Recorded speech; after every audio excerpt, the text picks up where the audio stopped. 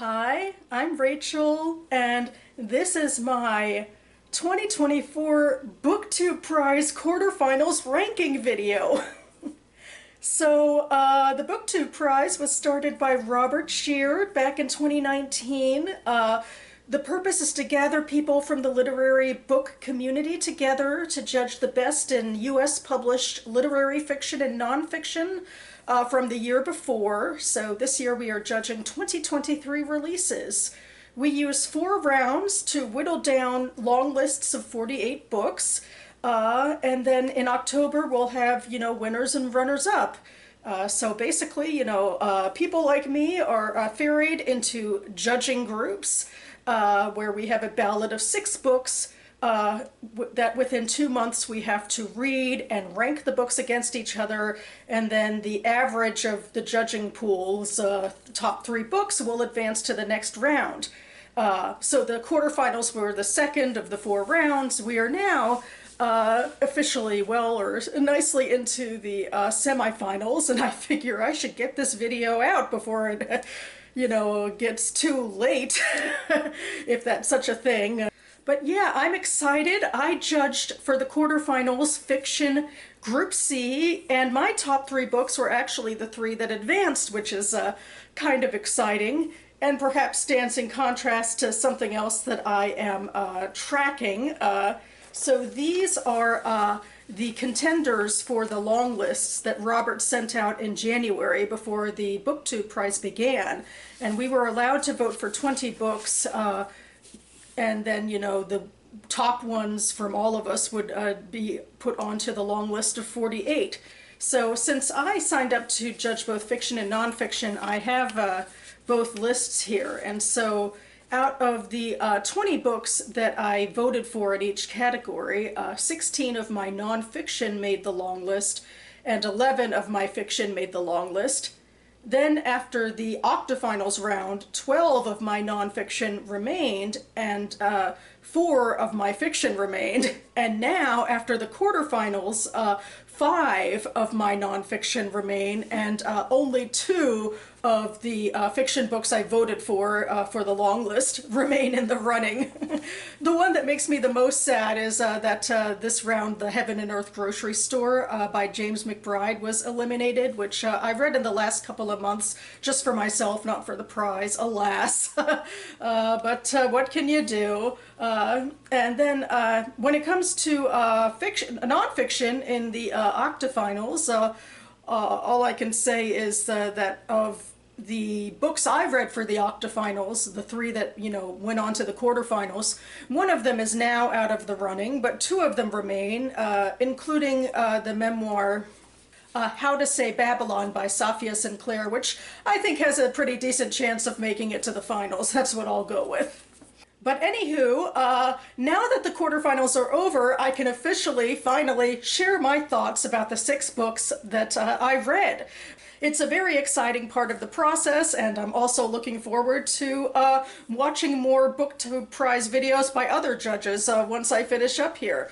So anyway, I will be going through the books from the one I rated last place all the way to the one I rated in first place. So here we go. In my 6th place spot, I put The Chain Gang All-Stars by Nanakwame Adjei-Brenyah. So this is a dystopian novel taking place in the near future in the U.S. It's one of the literary speculative novels that made it onto the BookTube Prize. So we're in the near future, and it's a satire of the criminal justice system here, which has gone kind of off the bend. In this reality, convicts, particularly of the most violent crimes like rape and murder, have the option of joining CAPE, the Criminal Action Penal Entertainment Group, to become gladiators for 3 years. And then if they survive, their sentences will be commuted. But all of these gladiator fights where they are pitted against other convicts are to the death, so it's unlikely that you'd make it to the end. And your life has become now a source of entertainment for the masses. And added on to this is a lot of corporate sponsorship and a lot of trademarked superhero-esque type accoutrements you can add to your body to make it like even more like WWE on steroids. And so into this mix we are following two Lynx, as they are called Loretta Thurar and Hurricane Stax. They're often, you know, encouraged to take on nicknames as well. These are two black women who are lovers, and they're sort of our most human look into the reality that these convicts face. Also, there is a sort of behind-the-scenes reality TV component to this, where they're constantly followed by cameras and they have fans. We follow other POV characters, including people involved in, you know, the corporate side of what's going on here and how they're justifying it.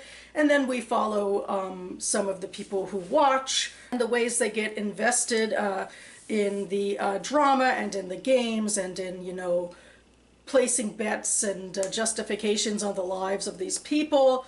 And we do follow some protesters who are trying to shut this down. And also amidst this story, the author includes footnotes, some real, some not real, but many are real, about the realities of criminal justice in the US that have inspired him to write this satire. And for me, I think the idea was very compelling, but the characters never really became bigger than the sum of their parts.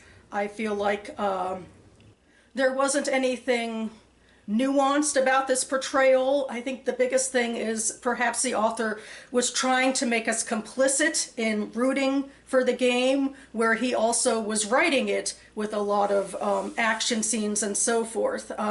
It almost reminded me of watching the Purge movies, where they were trying to criticize class violence, but it was a gore fest, so it didn't necessarily feel completely genuine on its surface. It felt like this book was taking part in what it was attempting to criticize. I thought that though the premise was intriguing, the way the narrative laid it out was ultimately pretty shallow. So in fourth place, I put The Vaster Wilds by Lauren Groff. This is a very slight novel in comparison to the others, and it takes us back to the 17th century in Jamestown during a time called the Starving Time, because the colonialists from England who inhabited a fortress there weren't able to grow their own food and did not have good relations or good enough relations with the indigenous people, so they ultimately starved to death. And so Groff imagines a teenage servant who, in the midst of this, decides to survive, hopefully. She saw a map where she hoped that some French papists might be somewhere in the north, and she was hoping that she'd be able to get there and save her life. And so the slight plot of this novel is her you know, leaving Jamestown and heading north to try to save herself, and, you know, encountering this vast wilderness of basically uncivilized land. But, you know, in the, you know, grand scheme of things, basically there's no infrastructure there where it's easy for her to survive. The slight plot is in a lot of parts about her survival and her ins and out and days and nights of doing that. But then in brief moments, as she is able to find some amount of food and shelter, she is able to ruminate on certain things. She does come across Powhatan Indians going about their days. She sees some beauties of nature, and she comes through with ruminations about the meaning of life, and, you know, some of the conclusions she comes to, or, you know, things such as, you know, I came here with a minister to try to preach to the infidels, but, you know, maybe the idea of God isn't contained to one religion. Maybe there's, you know, some beauty of God's existence in other ways here, and other such things as the meaning of life, and if it is good to live alone or to be part of a community, which kind of plays into a surrealist sort of ending, if you will. But I also ultimately found this book to be a little shallow. I couldn't help but think that some of the ruminations this narrator, who was called in her backstory either Lamentations or Zed, what she came up with felt a little more 21st century, perhaps. And also, it's in terms of characterization, everything seems pretty shallow. That this narrator is the one good person who, has, deep thoughts and perhaps an eyebrow-archingly good grasp of Latin for a servant. But everyone in the family she served is completely one-dimensional, and the environs that she describes either in England or in the well, especially in England, just feel just so oppressively gross. And maybe that's just me arguing with the reality of medieval life and horrible sanitation, but it just felt kind of oppressively flattening and one-dimensional, the entire story. And the beautiful writing and rumination that Groff put in, for me, isn't enough to save it from what interests me the most, which is nuance and three-dimensional characters, and I felt like there wasn't enough of that in this book. In fourth place, I put Goodnight Irene by Luis Alberto Herrera. This author was actually retelling the story of his mother's World War II service. She was in a Red Cross unit that is in large part forgotten in modern day discourse about history. His mother was a donut dolly, which meant that she followed the troops along with her, dolly sisters, as it were, into the war theater, particularly in this case, we're talking about Europe. And the point is kind of, to serve the donuts and coffee and also give mental comfort, emotional comfort to the boys as they are, struggling through this war. But of course, as the story goes on, we realize that since, these women are also in the war field, it's as physically and emotionally taxing to them as well.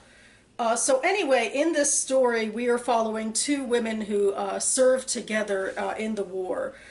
The titular character is Irene, who is actually a well-to-do woman who is attempting to escape an abusive relationship and decides, to serve her country instead, and is kind of ostracized from her family for doing it. And then Dorothy is this no-nonsense Midwestern sort of broad who tragically lost her whole family, and her brother is included in that in the Pearl Harbor deaths. So in a large part, she's here for revenge, and her story does kind of veer into more than serving donuts and coffee. Both of theirs do, but, hers goes more into, vengeance a little bit. And so, yeah, we're following them about and seeing what they see, starting in the UK and then moving into France and ultimately Germany.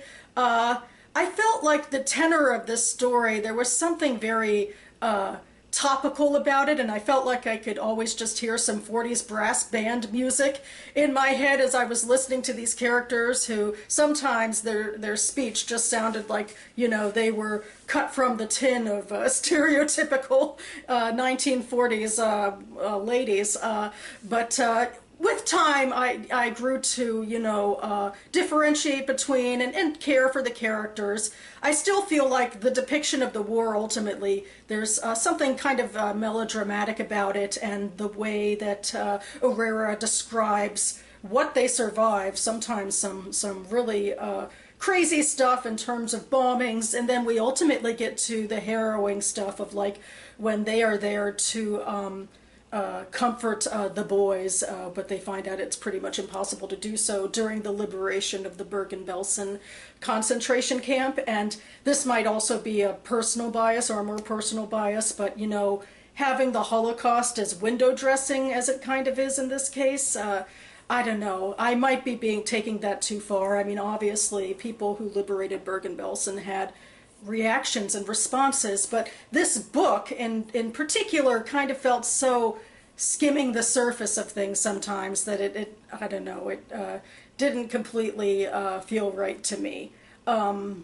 But ultimately, at the end of the day, I do feel like this was a compelling story. I felt for the characters as they went through their journey. It did get a little melodramatic at the end, but then I was feeling verklempt when, things were wrapped up the way that they were, that I really did care about these characters.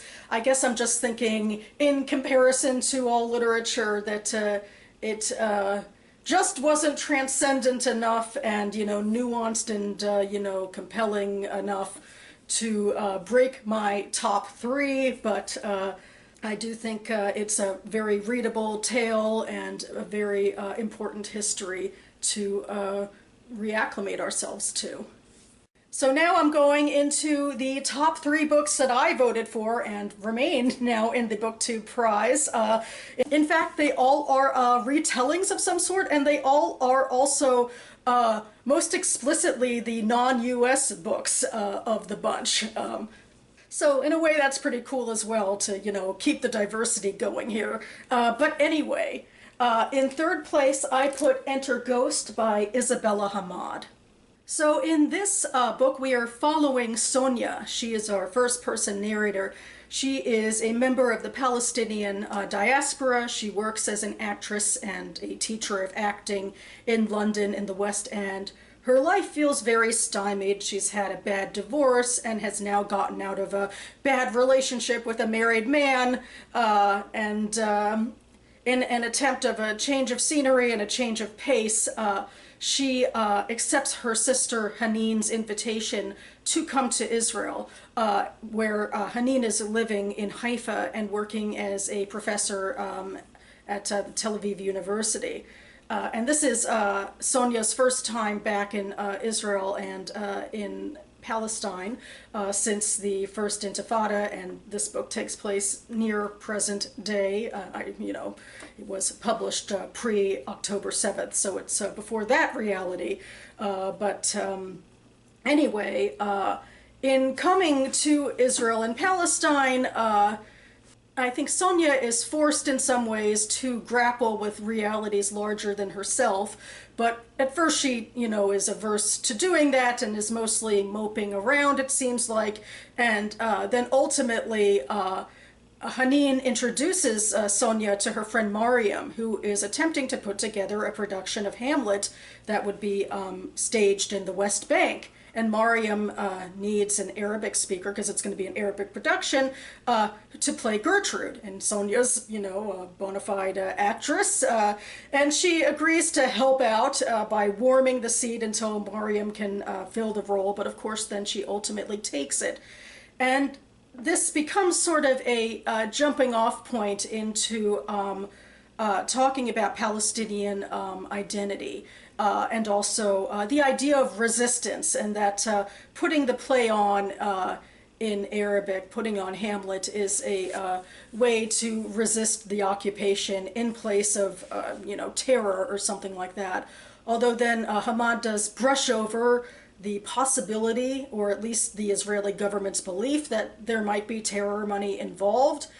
So the production does face setbacks due to that, and due to the IDF's involvement, including shuttering their theater shortly before their opening. So it's a very fraught time, and they have a lot of work they have to do and redo because of the occupation. And meanwhile, other things are continuing to go on, like at the Al-Aqsa Mosque, some Palestinians killed 2 Israeli soldiers, and then that brings the Israeli government, to do a major crackdown on all Palestinians living in the West Bank.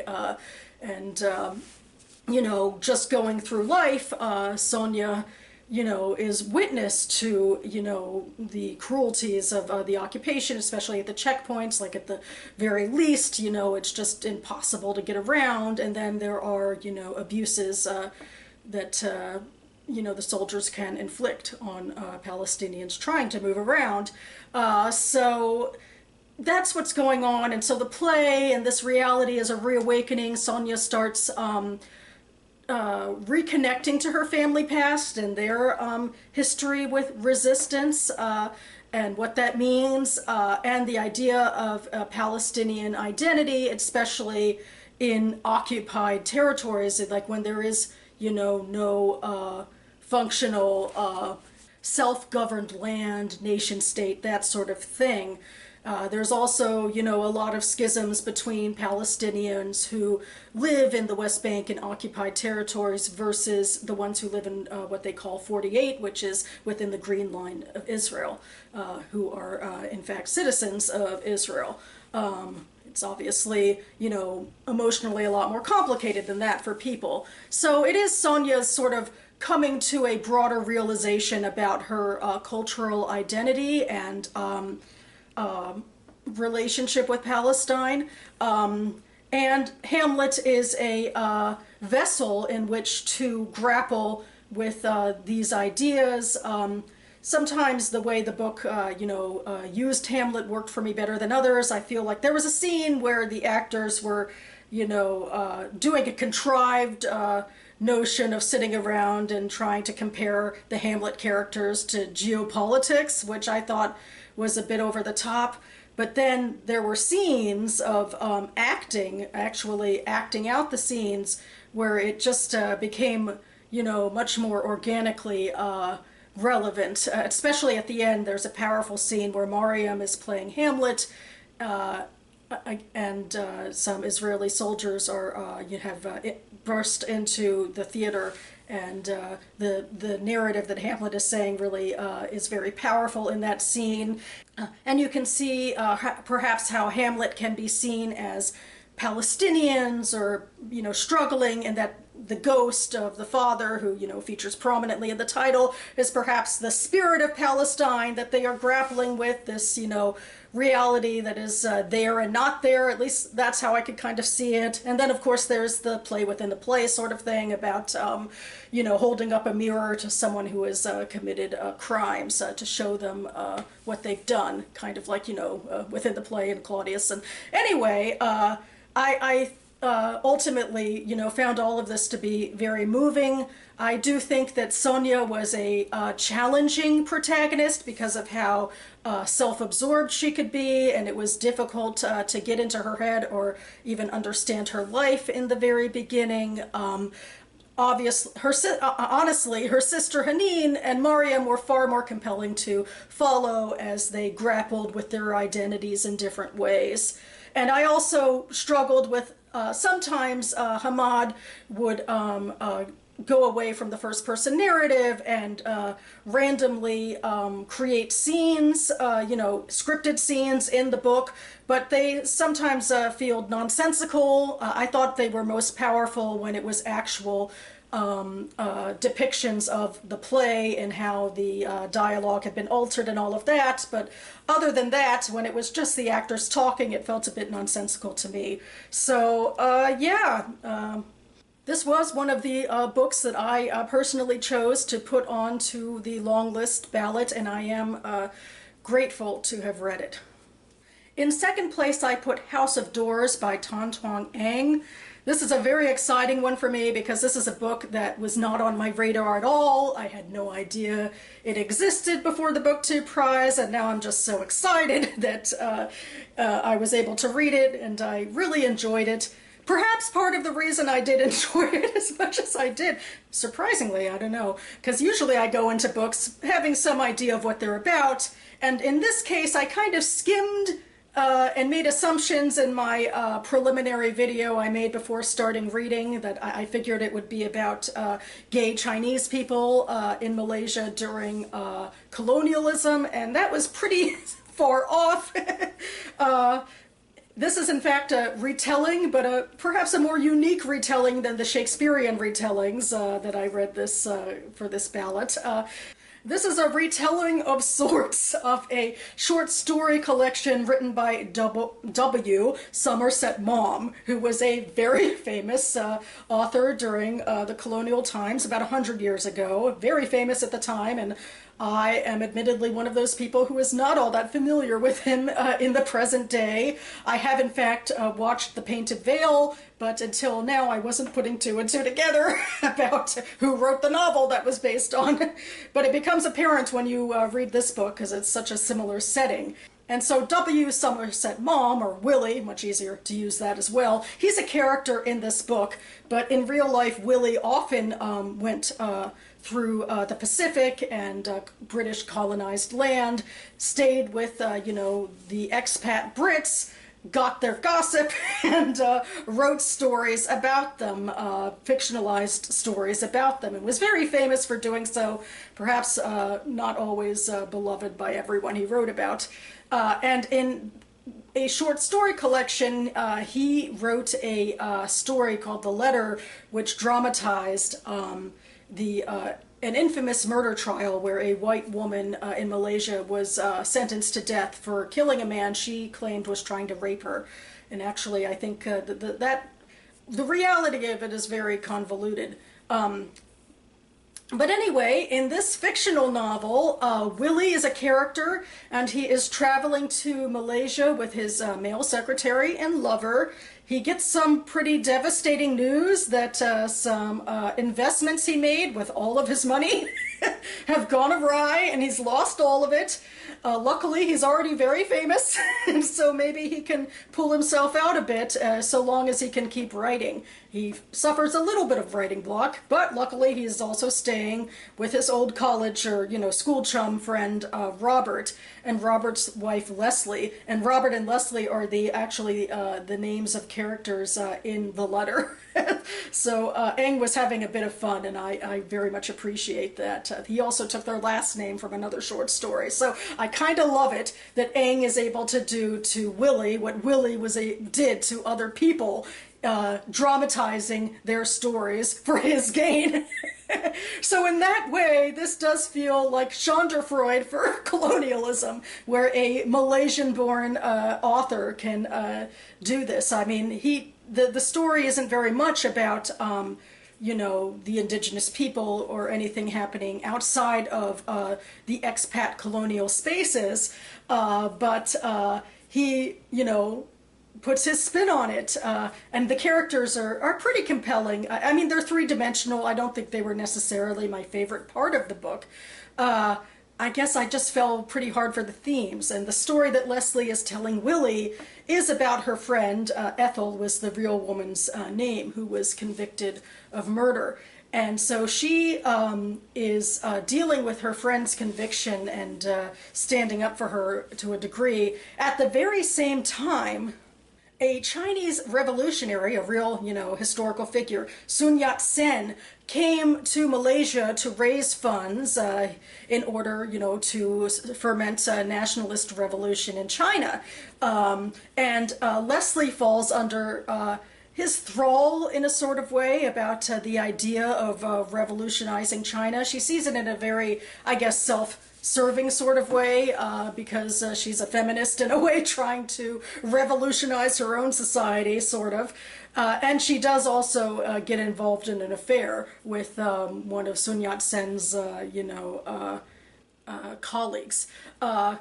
And so I think just thematically I found it really interesting to think about love and relationships within colonialist structures, and dealing, like in Willie's case, with homosexuality, and how women are treated in these situations. And all of the characters did feel three-dimensional. You know, there wasn't too much about, you know, the Chinese revolutionary stuff, but it was on the page, so it was intriguing, you know, that the expats at least had to, you know, hear a little bit about that. I just found it all really intriguing and fun, and I did love that it was, you know, a pastiche for like the writing style of an actual author who then became a character in this story. And the story that Leslie told was pretty convoluted, but I thought it was really realistic in that way. And there was pretty definitive, like, you know, beginning and ending, like, because Leslie bookended the book in the 1940s, and it gave a sense of closure to what she divulged to Willie and what it meant about her life. And I just really enjoyed it. I thought the writing was mostly really good. I guess I think sometimes the floweriness could go a little bit overboard, but the characters and the themes really were there for me. And I guess it was a surprise. It was a unique setting for me that I'm not as familiar with, and now I feel more compelled to pick up W. Somerset Maugham books and also more Tan Twang En books as well. And finally, in first place, I am putting Birnam Wood by Eleanor Catton. So Birnam Wood is my second Shakespearean retelling of sorts on this ballot, taking place in New Zealand. Birnam Wood is part of Macbeth. It is a literal wood in Scotland, but within the play, it's also the name, basically, of the army that marches to take Macbeth out as prophesied by the witches. Birnam Wood in this story is in fact a farming collective, a guerrilla farming collective in New Zealand that is manned by a grassroots organization of millennials and Gen Z people that legally and illegally farm public and private land to sort of circumvent capitalist systems. In the beginning of the story, there's a major landslide that closes off this public park and a particular large farm from easy access, like from the roads. And so the founder of Birnam Wood, Mira, thinks this is just a golden opportunity of easy land that they can hike into and plant and farm, and no one would stop them. But as she is scouting the land, she comes across this billionaire, Robert Lemoyne, who is sitting there in his helicopter or his plane, and he has secretly, or is in the process of secretly buying the land from the original owner, Sir Owen Darwish, a sort of social climbing boomer who was recently knighted.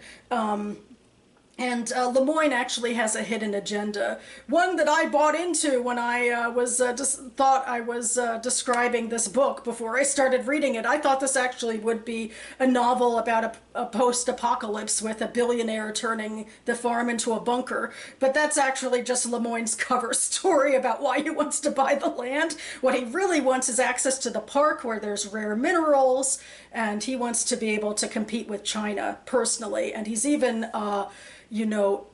brought in military contractors who think he's actually an agent of the U.S. government to help him with this endeavor. So he has plans within plans. He is, in fact, a psychopath.